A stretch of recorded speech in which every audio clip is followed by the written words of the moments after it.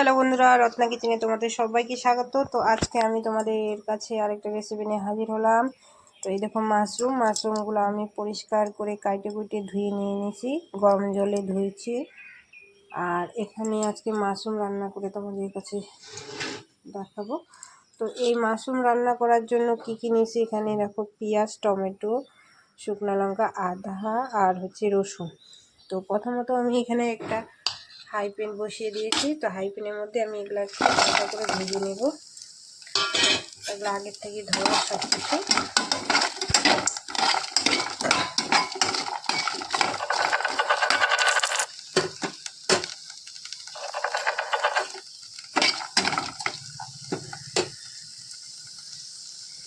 তো দেখো বন্ধুরা, তো হালকা ভাজা হয়ে গেছে। তো এর মধ্যে এখন আমি দিয়ে দিলাম জল দিয়ে দিলাম সিদ্ধ হওয়ার জন্য। কিছু পরিমাণ সিদ্ধ হোক, তারপরে এটাকে পেস্ট করব। তো এখানে আমি একটা ঢাকনা ঢাইকে দিলাম।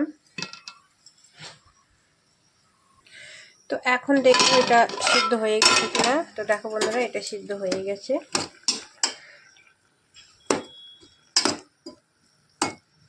দেখো,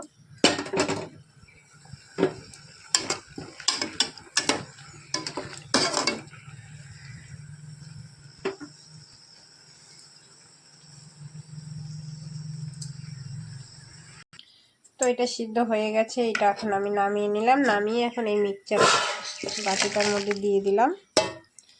তো এটা আমি এখন প্রেস করব, একটু ঠান্ডা হয়ে নিক। ততক্ষণে বন্ধুরা এদিকে আমি কড়াই বসিয়ে দিলাম। তো দেখো বন্ধুরা, কড়াই গরম হয়ে গেছে। পরিমাণ মতো সরষের তেলও দিয়ে দিছি।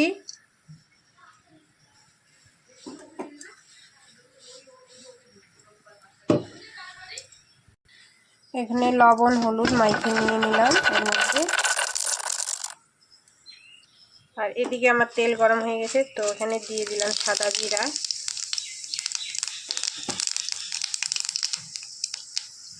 তো দেখো বন্ধুরা, গ্রেভিটা আমার তৈরি হয়ে গেছে। তো এর মধ্যে দিয়ে দিলাম আমি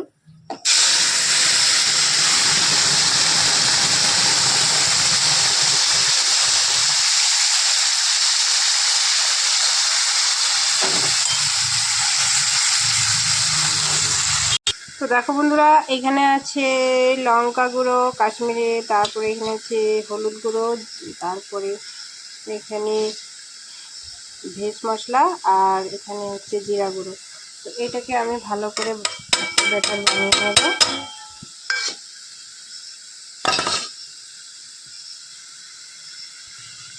তো এটা সুন্দর করে গুলিয়ে নেব আমি।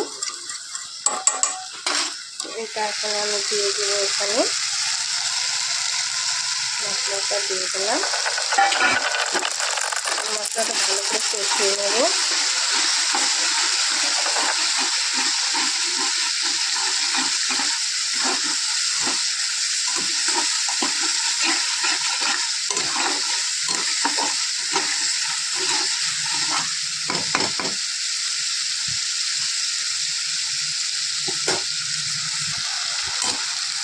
তো দেখো বন্ধুরা, আস্তে আস্তে মশলাটা আমি কষিয়ে নেব। দেখো মশলাটার মধ্যে তেল ছেড়ে দিচ্ছে।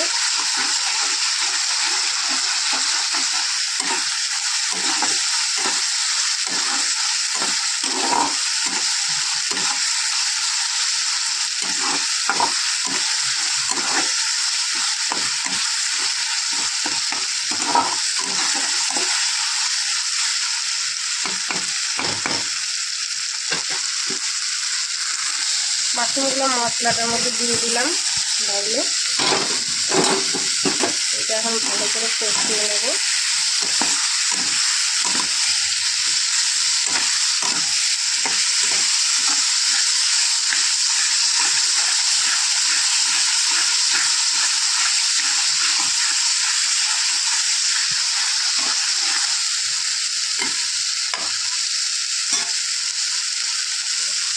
একটু গ্যাসের ফ্লেমটা কমিয়ে দিলাম। আস্তে আস্তে এটাকে ভালো করে কষিয়ে নেব। দেখতে থাকে।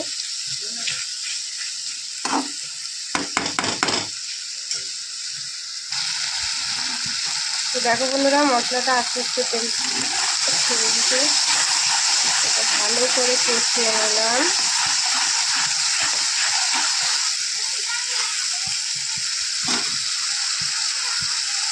এখন এখানে দিব আমি একটু পরিমাণ মিষ্টি দিয়ে দিলাম।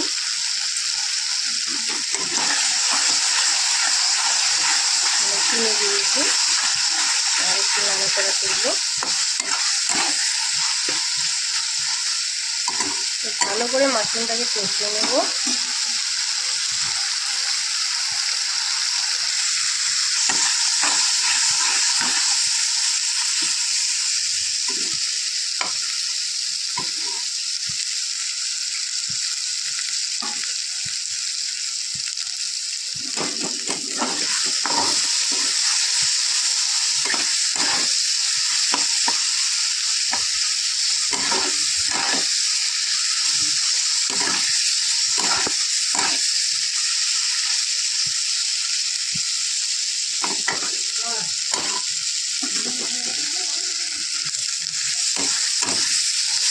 তো দেখো বন্ধুরা কষানো হয়ে গেছে মশলাটা, তো এর মধ্যে আমি দিয়ে দিব কষানোর জন্য জল দিলাম।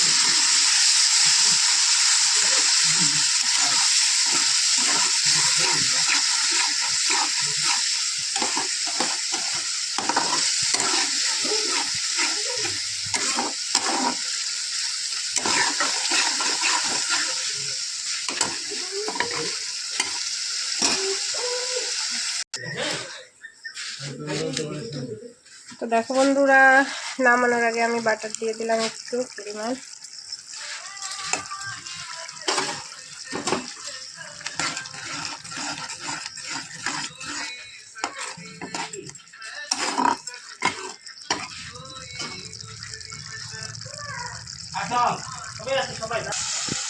তো দেখো বন্ধুরা, তো আমার আজকের মতো এই রেসিপি রেডি।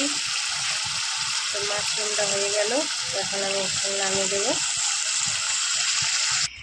তো দেখো বন্ধুরা, এই দেখো আমার মাশরুমের সবজিটা রেডি হয়ে গেছে।